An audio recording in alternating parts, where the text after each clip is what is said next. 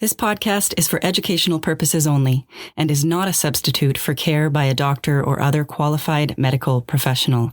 This podcast is provided with the understanding that it does not constitute medical or other professional advice or services. If you're looking for help, seek out a qualified medical services provider or other healthcare professional. Welcome to the Live Your Yoga podcast, a podcast dedicated to discovering and sharing all the ways in which yoga can be lived off the mat. Real stories by real people, just like you. Welcome to the Live Your Yoga podcast. Today, my guest is Gillian McMichael. She is a master transformational coach, meditation teacher, energy healer, who has supported thousands of clients to overcome their barriers to success and journey back home to their true selves.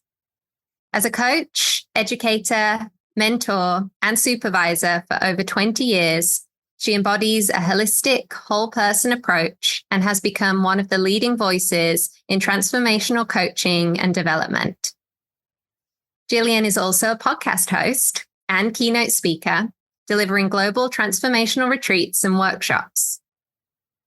Gillian is the founder of Full Circle Global and author of Coming Home, A Guide to Being Your True Self, in which Gillian aims to help readers break free of self-limiting beliefs, the expectation of others, rediscover their passions, and pursue becoming the person they really want to be. A combination of her own story and practical exercises for readers to try, Coming Home tells the story of how one ordinary woman completely turned her life around and how others can do the same. We are delighted to welcome Gillian to the Live Your Yoga podcast to share some of her story and the wisdom gained through her years of experience in her work and through her own transformational journey. So welcome, Gillian. Thank you for having me. I'm delighted to be here. And maybe we could just get started with you perhaps sharing with our listeners a little of your journey that led you to become a transformational coach, a meditation teacher, an energy healer, and how your personal experiences kind of opened up that opportunity to support other clients in overcoming their own challenges. Yeah, sure. No problem. So I've been coaching coming up for October this year, 20 years. And before that, I was in a human resources and learning and development job. I knew that I wasn't 100% fulfilled in my role. I knew there was something else. And I was really at a bit of a crossroads really around my career, but I knew I loved helping people and training people and wanting to work with people on a one-on-one basis. And I saw a tiniest little advert in the newspaper when we used to advertise jobs in the newspaper. It's a long time ago now. And it said, train to be a life coach. I was like, whoa, what's this all about? So this is kind of like my calling, I think. So I looked into it. I then signed up for the course. I did the training. That was around 2003. And then I set up my own practice in 2004. And, I started off very small. So I was, as a coach that supported people on a life coach basis, really. Now, in the UK at the time, I don't know what it was like anywhere else in the world, but, it was a new industry. So there was a lot of education to do, a lot of talking to people and trying to tell people it's not just hugging trees, as a couple of people suggested it might have been, but I knew from early on that as well as the one-to-one coaching, I wanted to be a coach educator as well. And I suppose that kind of then set me off into really looking around, well, how I could use my training expertise or training experience that I had into then perhaps training other people to become coaches as well. So that was my core business as well as one-to-one coaching.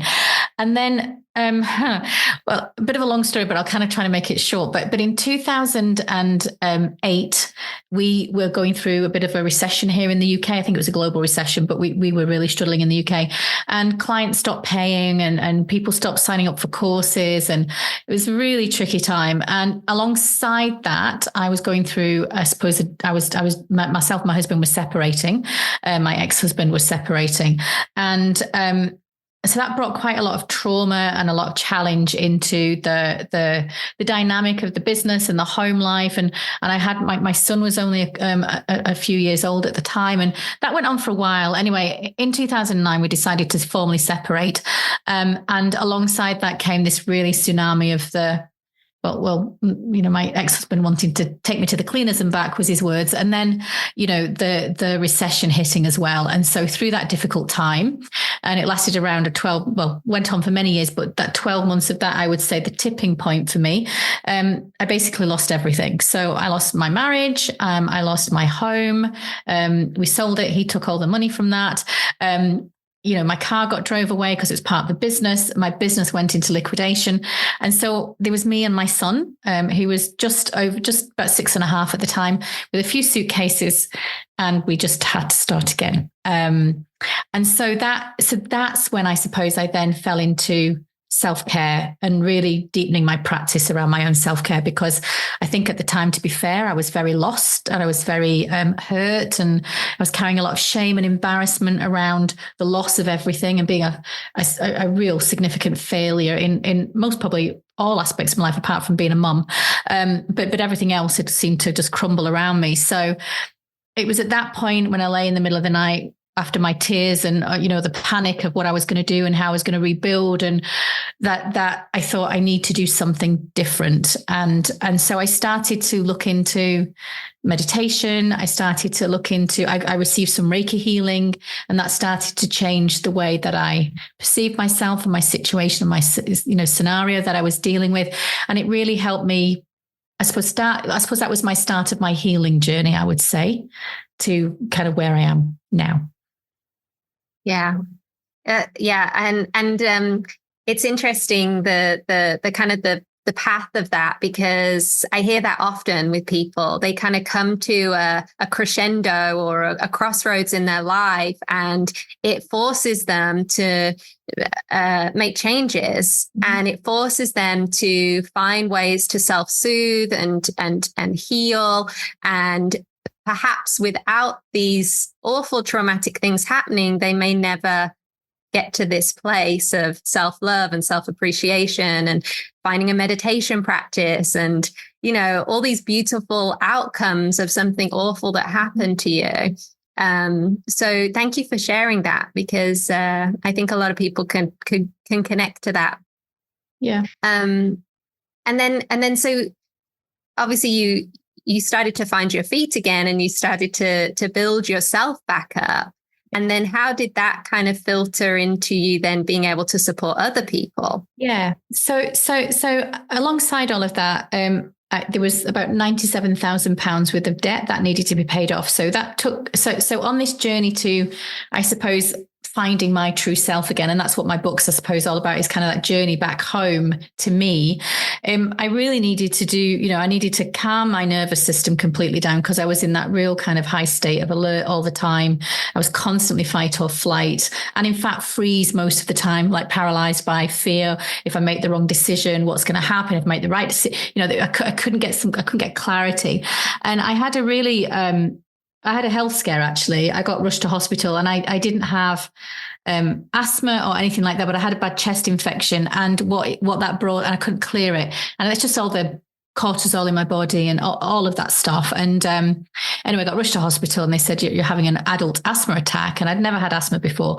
So, and as I was leaving, it was then the consultant, when I came out of the hospital, the consultant gave me a book and said, have you tried meditation? And I said, oh, that's really interesting. A friend of mine had said this 2 weeks ago to me, try meditation. And so I got home and I opened my email, and Deepak Chopra and Oprah Winfrey were doing their free 21-day meditations. And I thought, oh, well, if that's not a sign, nothing else is. So that's when I started to really pay attention and start listening more to what I needed. So I learned, first of all, how to meditate. I learned then obviously how to receive Reiki and to receive healing. I'd started yoga as a going to a studio and going to classes, and just to really kind of get that balance. Cause I was, part of that recovery for me was not about, going wild on the treadmill. It was actually self-love, self-care, the things that you just mentioned before. And I suppose more than anything else, really learning to like myself, first of all, again, and then learning to eventually love myself again. And that took that took a decade, to be honest, to get to that point. But it was when I was in those processes, when I was working and with listening to the meditation with Deepak, and then the next minute it said, train to be a meditation teacher. I was like, oh, this is interesting. So I wasn't sure whether to do it or not, but I inquired. And then I spoke to the team at the Chopra Center. And then I realized that Deepak was teaching it. I was like, oh, I just can't miss out on this opportunity. This is amazing. So I went and taught, I got trained by him and his school and his other teachers and so forth. And then that led on to training to become a perfect health teacher, looking into Ayurvedic. So I'm an Ayurvedic teacher and practitioner as well, which was really insightful.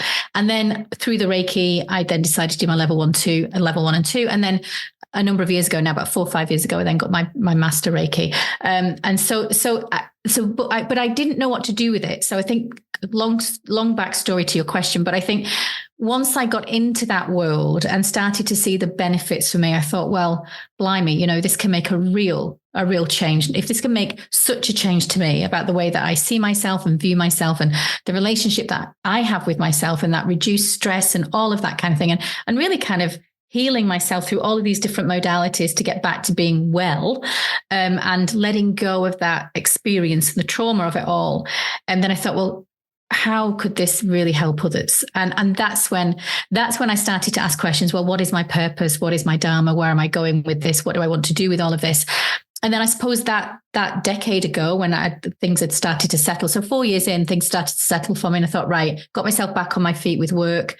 I thought, right, how can I then combine everything that I love, because what it's given to me, and how can I then share that with the world, with my clients or with the people that come into my life. And so that's when I started to build more of a spiritual practice in the work that I do. So I first of all transitioned from still doing coach training, and I still do that now, but we include all sorts of things like breath work, meditation and mindfulness techniques. So it's not just your traditional coach training. It's a very spiritual coach training practice, I would say, if that's okay for the listeners. I'm sure it is.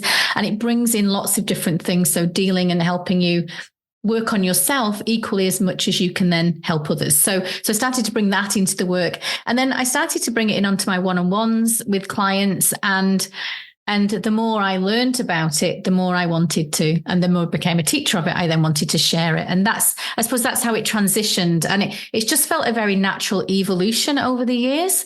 And I would say now that it just is so integrated in terms of my practice. And then obviously became a yoga teacher, restorative yin and nidra teacher, as well as a general kind of practitioner of yoga and teacher. And I've kind of brought all that into my retreats and everything else. So it feels very holistic way of working now, and certainly a very holistic way of being, I would say now. Beautiful. And so aligned with your healing journey and who you are. And that just pours out of you, right? Like it becomes an effortless exchange. Exactly. Because you know how valuable it's been on your journey. And so to share that out is just gorgeous. And the fact that, you got to a point where you felt like your tank was refilled enough that you could then go out and support other people is just a huge recognition for you that, like, man, you were, at one point you were at rock bottom and there was probably you couldn't possibly think about supporting other people. So to have done all that work yourself and now be able to see other people thrive is just, it's beautiful. Yeah, I have to be honest. I would agree with that. It feels a really rewarding journey. And don't get me wrong, it was really hard at times.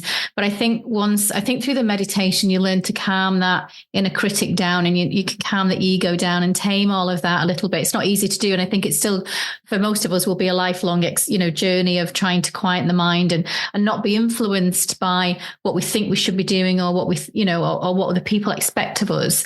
And I think actually really leaning into that and I think giving myself that, I don't think I would have been able to teach it if I would have not have journeyed it. Does that make sense? I feel with all the stuff that I need to do and the stuff that I teach, I feel like in many ways I need to journey it first myself to really know if it resonates and it's significant and meaningful enough, and with the hope that it would be, and then you can share it. But I feel that I wouldn't have been able to teach it in maybe the way that I can now if I would not have experienced it myself. Yeah, totally. And so was that kind of the beginning of Full Circle Global at that point? Sorry, got to carry on. Yeah. Mm-hmm. Yeah, no, and I was just going to say, could you elaborate on that? Sorry, I jumped in. I was all excited there for a minute. Sorry. Of course, but also in that, could you talk a bit about how you feel like you're separate from this field that you work within, coaching and supporting people? How do you feel like what you're offering is more unique? Yeah, I think that's a really good question, actually. So Full Circle was born, and that was born, after, so 2010, 2011, that was kind of born and was being played around with. But obviously it's evolved as I have and my journey has, I suppose.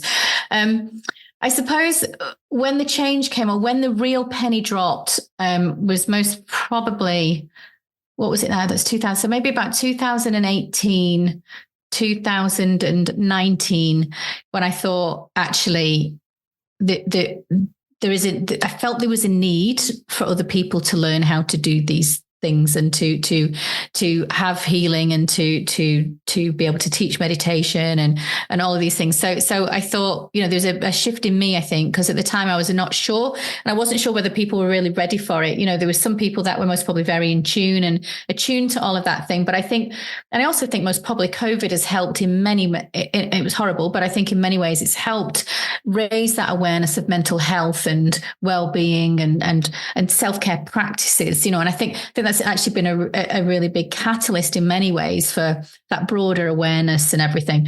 So I suppose I was seeing interest before COVID and everything. And then obviously COVID hit, and after COVID, seen so much more interest.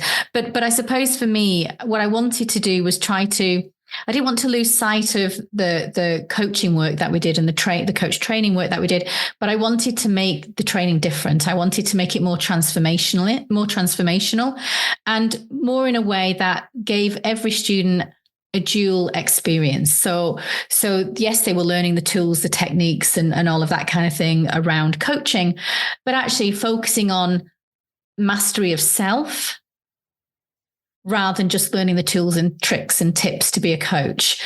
So really thinking about, well, you are the instrument. So if you're the instrument as the coach, how do you bring the whole of you into that conversation without getting in the way of the other person, but doing it in a way that will allow and unlock deep healing within another person, kind of overcoming their own limiting beliefs and barriers to success, and really providing them with a really unique space to come and talk to somebody that just isn't that traditional coaching. And so by doing that, that's when we introduced, kind of breathwork techniques. We started to use mindfulness and meditation in coaching. We started to bring things like art therapy into our coaching sessions to allow people to express themselves in a different way, and to use mindful movement and use nature as an opportunity to invite people to experience different things while we were still having the conversation. And that really took off really quickly and surprisingly quicker than expected. And I think since then, more and more people are coming to our training school. And I'm assuming it's a bit like you, people will be coming to you because of what you offer.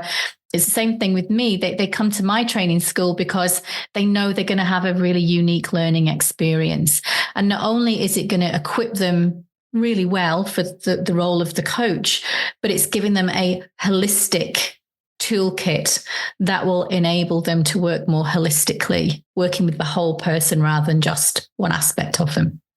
I love that you said the toolkit. I use that all the time. And it's great because you talk there about so many different modalities of finding your way and not all of them are going to work for everybody. So having that variety, making it inclusive and accessible is key to a thriving business, but also key to really supporting people's unique needs. So I love that you said that because I use that all the time in my teaching too.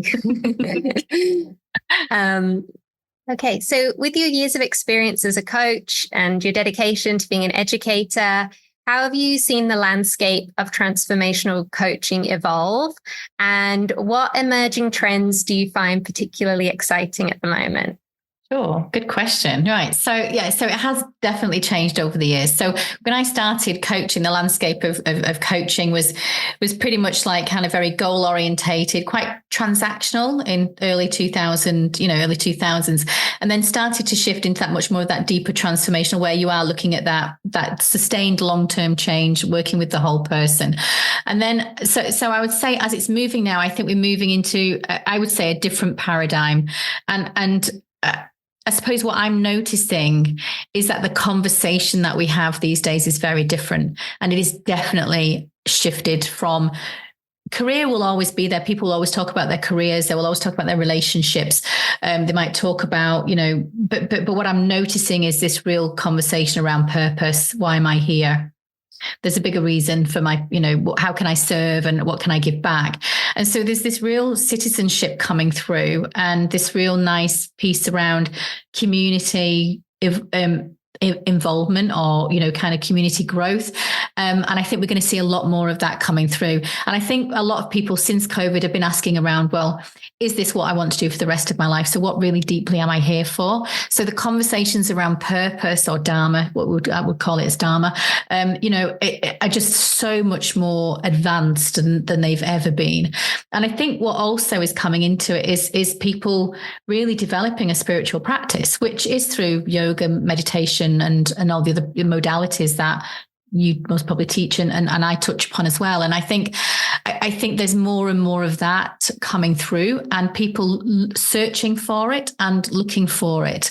And so, conversations around consciousness and coaching, and consciousness and leadership, and authenticity, and, being that kind of personal leadership. And so it's going beyond what I would say would be, more surfacey to really, I would say, deeper, more meaningful conversations. And the questions that perhaps, we didn't maybe ask ourselves so much years ago are now coming to the forefront and are very present in the conversations.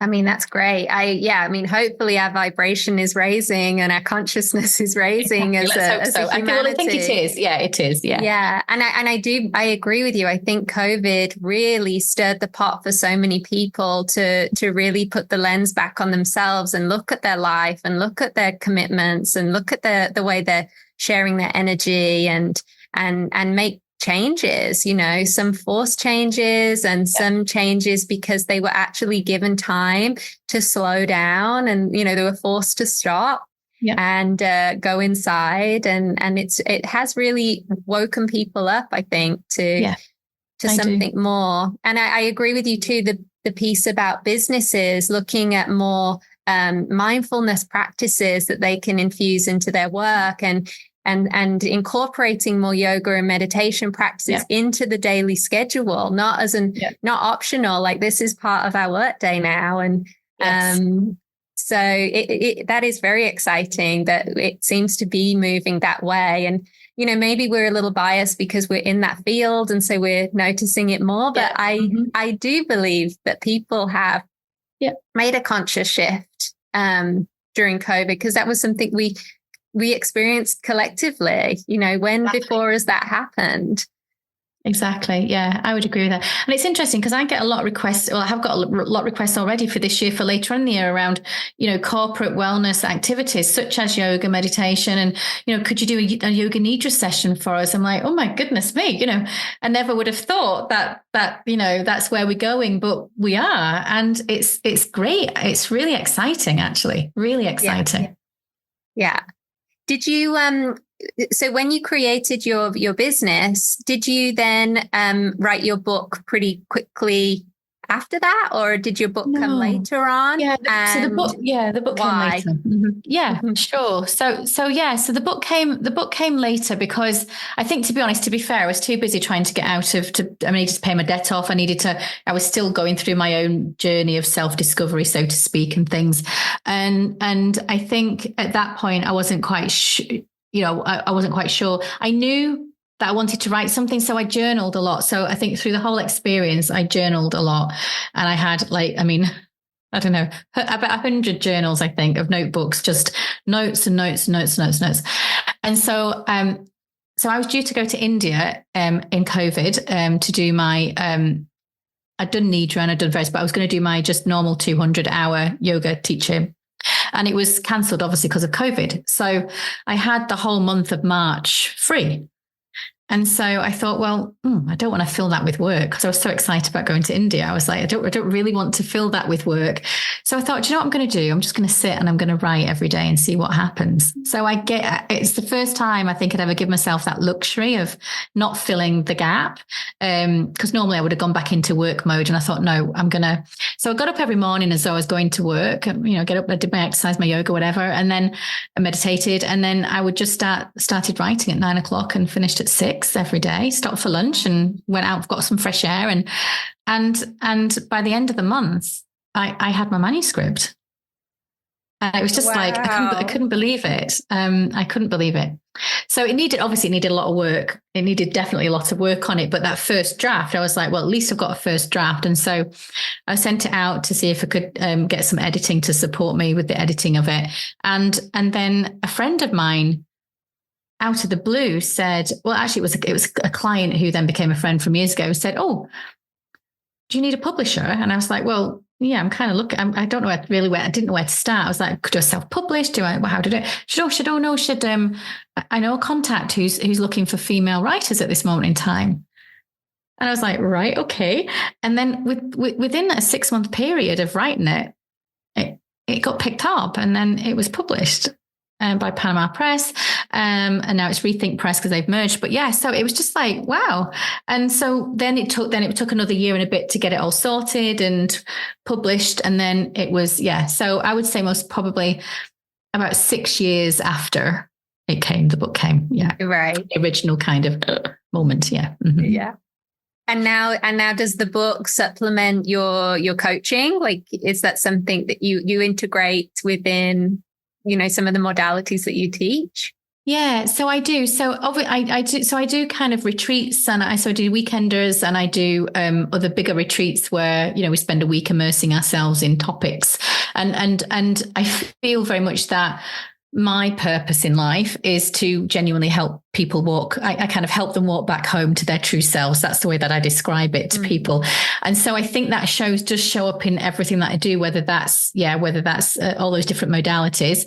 I think that is at the core of everything. So whether that's a pure coaching session, or whether it's more a holistic one, or whether it's a Reiki healing session, or yoga, whatever it might be, or an Ayurvedic consultant, kind of a consultation, then it all seems to fit together really nicely. And that seems to be at the heart of everything I don't force it, but that just seems to be what people come for. And it's kind of the energy's been drawn that way. And so it does show up in everything I do, but also it's a nice reminder for me to keep reminding myself of, well, what does it look and feel like when you're at home, and how do you remain at home as well, which is a really nice kind of concept that I'm kind of playing around with at the moment, to kind of really check in with myself, because we can easily get, derailed, can't we, throughout our time?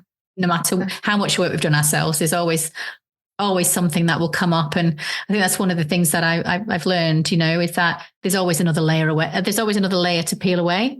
As soon as you get to one point, it's like, oh, there's something else to learn now, Yeah, it's a lifelong journey. That's for sure.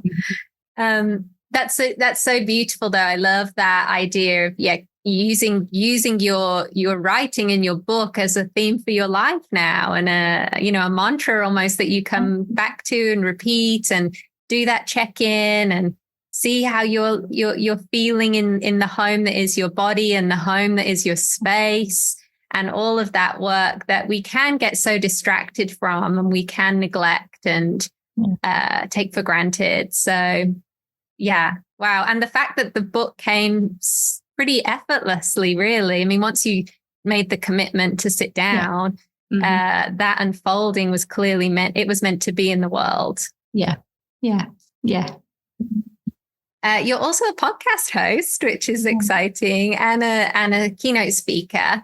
So you obviously have reached a huge audience. How do you find that approaching the topics of transformation and self-discovery resonate with different listeners? It's a very good question. So So I think it resonates with all of the listeners that I've come across. But I think, there's ways I think that I've needed to not kind of adjust, but most probably be conscious of the audience. So for example, I've been asked to do a couple of corporate things like corporate wellness speaking events and things like that. And it's about, I suppose, tailoring the message to the audience in many ways. So I think there's been a bit of that. I think that just has to happen, I think. But I don't think I've changed it that much where it's not me. So I think, look at, like for my podcast, for example, it's really lovely because I get to interview, people like me, people like you who have, because we've all had I've sat down with so many people and we all have our challenges. And then, what I love listening to is their journey and try to draw out their transformation and what's happened for them so that other people can learn. And I learn an awful lot from them as well, but how we can really get comfortable with talking about those transformations, even if they might be ugly or kind of uncomfortable, but to kind of, share the stories that we all face, not all of us, but we do face, lots of us face within our lives. And then I think when I've done other talks, so for example, with I've been quite lucky because a lot of the talks I've done have been very geared around people willing and are already in the same space, so a lot of like holistic wellness people. So I've spoken at quite a few festivals and think, kind of wellness festivals and things like that. And people have like really enjoyed the talk. But I think the key thing is most probably just, by drawing down on my story, I suppose I've talked about real situations and real scenarios that I think has been relatable for people and it seems to have chimed. So I think it's about knowing the audience, but just to make sure that I'm still not diluting my story though because of that audience, but making sure that it's just appropriate for the audience as well. Yeah. And continuing to know that sharing your vulnerability is key for human connection. And exactly. If you do it as a leader, then you're more likely to encourage other people to follow suit. So exactly. Yeah. I was wondering if you had any insights into your retreats and workshops that you organize, perhaps in terms of the experience participants gain from coming and how these events contribute to their personal growth.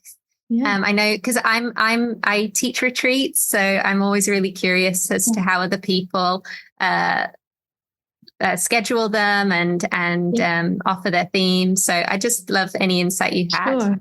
Yeah, absolutely. So I think the well-being retreats that I've focused in so far have been really about help. And I have to be honest, most people that come on my retreats are female. It's not like I'm, being sexist or anything like that, but it just so happens that they're the ones that's my audience really. I'm 52 this year. So most of my clients are kind of late 30s, 40s, early 50s. So again, just kind of the same demographic, I suppose. And it's interesting because the yoga I teach, one, because I came to yoga later in my life.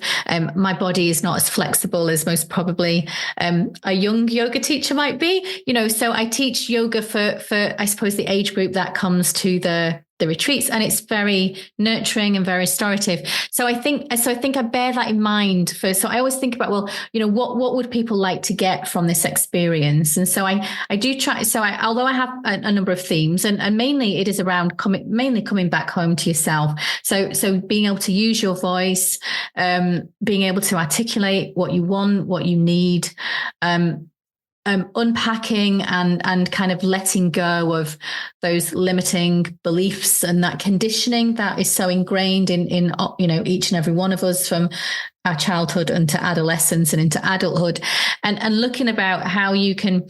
I think the key thing is to build a better relationship with yourself. So really learning to befriend yourself so that you can like yourself, and then with the intention to love yourself. And so a lot of so I try with the themes of the retreat, I make sure that my yoga and meditation practice and the lessons that we're teaching all kind of integrate really nicely, and everybody gets, healing when they're there if they want it.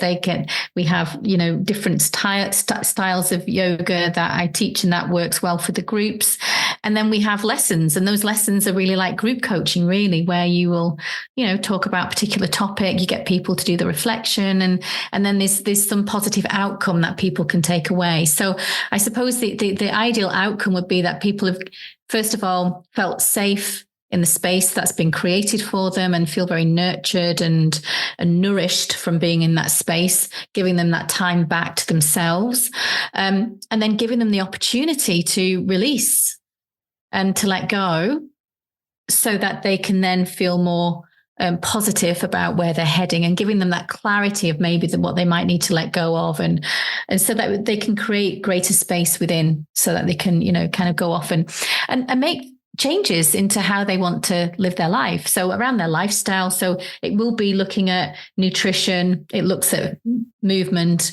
It looks really at the 6 pillars of health, I would say. So how you ground yourself, how you feed yourself, how you nurture yourself through self-care practices, which includes the meditation and the mindfulness piece, then the mindful movement. So it incorporates those types of activities to create strategies for long-term sustained ways of being.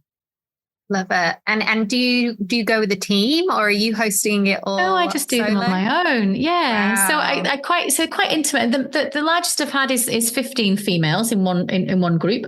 But normally when we're going for a week long, it tends to be in between 6 and 8 maximum. And we'll go and do meditation on the beach, because I tend to do them in Mallorca, because I like Mallorca and the weather's always nice.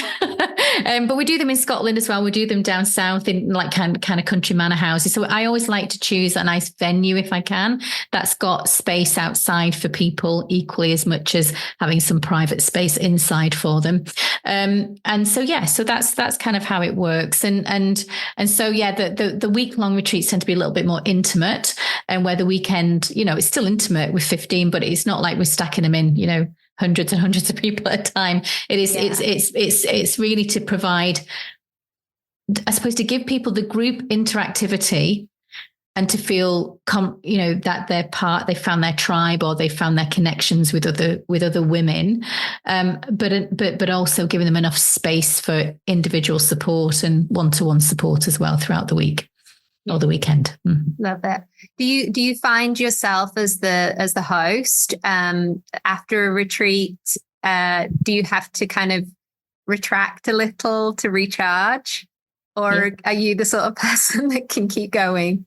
No, I need to. No, I think. No, I don't think I'd be able to do my job if I didn't. So for me, I end up going very quiet afterwards. I like, and what I always do is I tend to get a couple of days to myself afterwards. My son's in his 20s now. My husband, obviously, I'm married again now, but I like to just say, look, I'll come back a couple of days later, because it's like I do need to decompress, and I will go and do. So sometimes I'll just like go and do something practical. Like when everybody's gone, I might just put the washing on or something like that. Do something really practical, and then I'll go out for a walk, or I'll read my book, or I'll journal, or I'll just relax. Do something that's relaxing. Most probably put on some really nice music. I might even do my own yoga class. For myself, or just do some self practice, anything to most probably just ground myself afterwards.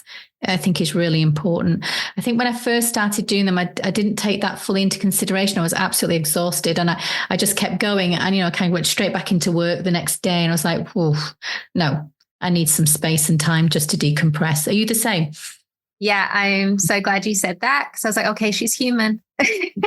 Yeah, she's a human too. Yeah, because I feel like that's again one of those other layers of the onion that we peeled back as we got to know ourselves more on this journey as being a host and a leader and a teacher. Is that yes, you have learned all these tools to support yourself, and you're sharing all that again with others, but then you have exerted so much energy outward that we sometimes forget that we need to replenish ourselves, and it did take me a while to kind of figure that out and establish routines that worked after I'd done so much output.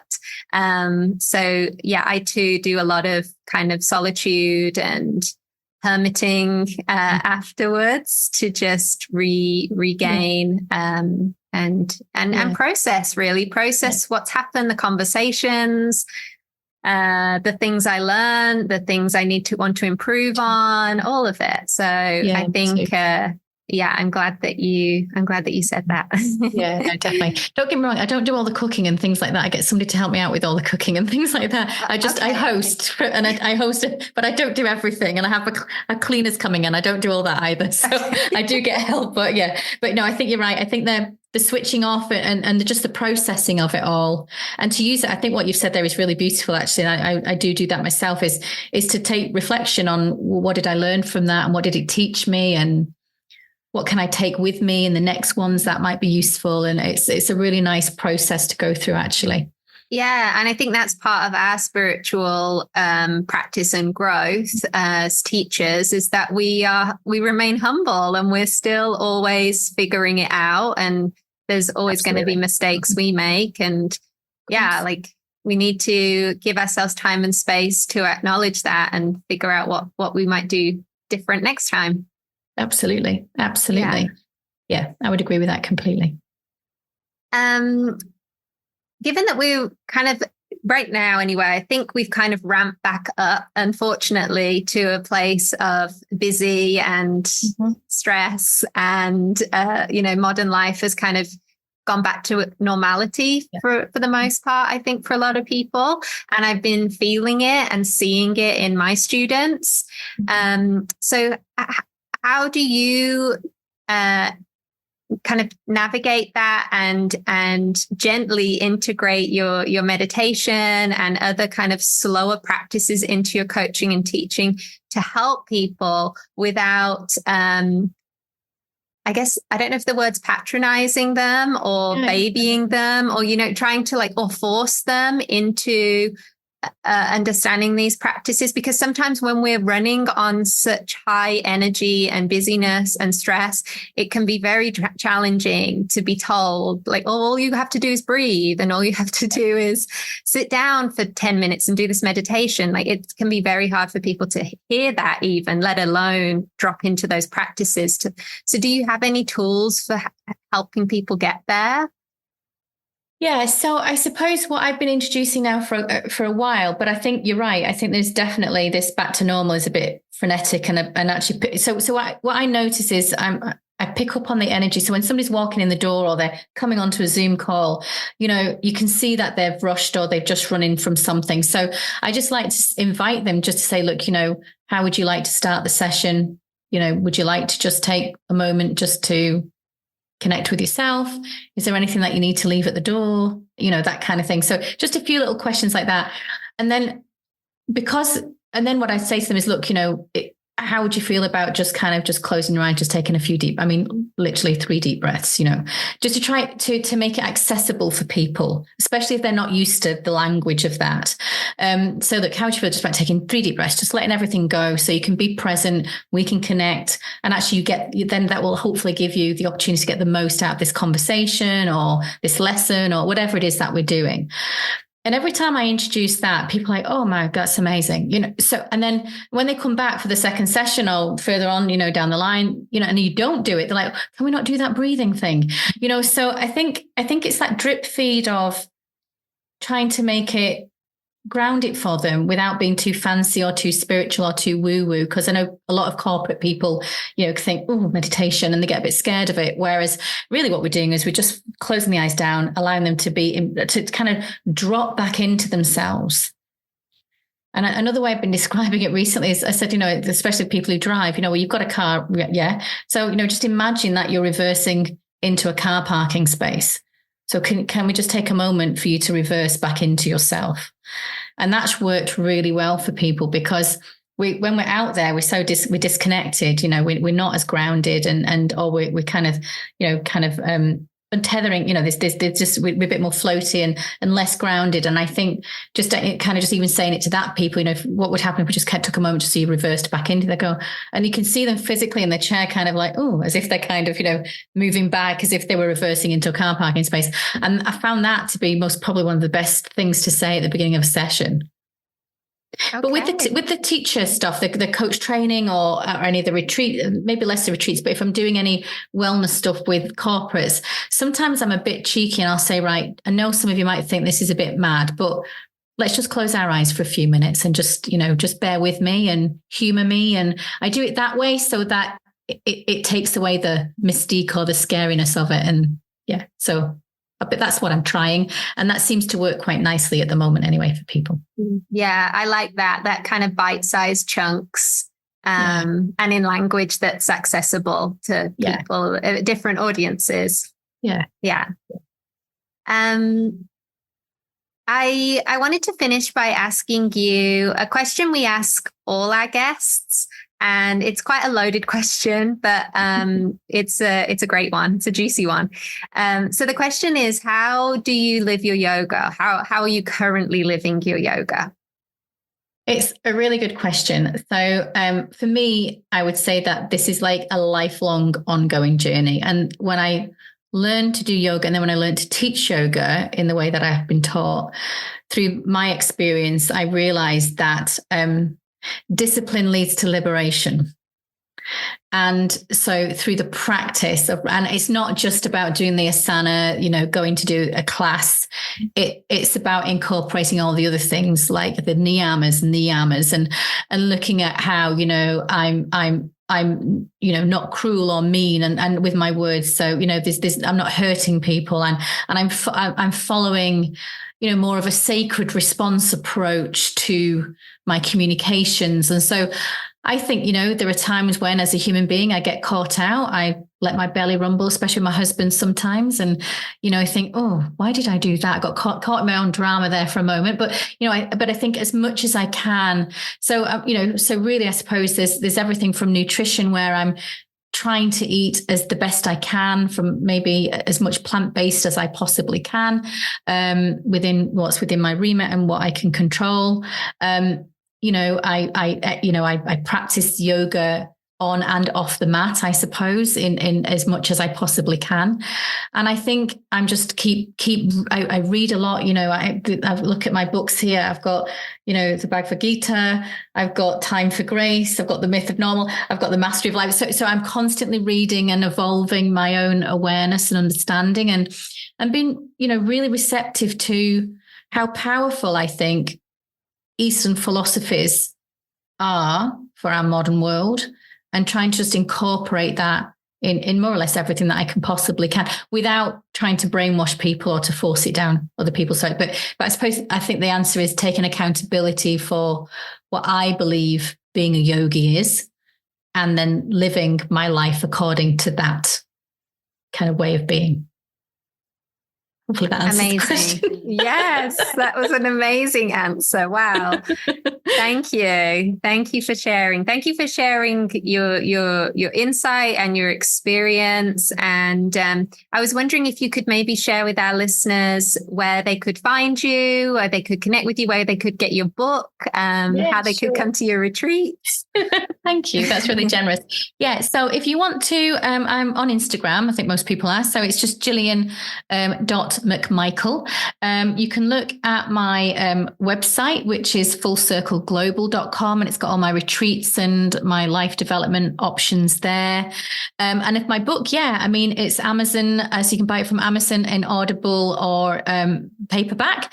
And then my Full Circle podcast, Finding Your Way Home, is on all the major kind of Spotify, Instagram, and YouTube. So yeah, that's where you can get me. Amazing. Yeah, I'm going to definitely be listening. Thank you so much. Thank you for being with us and sharing your journey and your insights. We really appreciate your time, and have a wonderful rest of your day, Gillian. Thank you.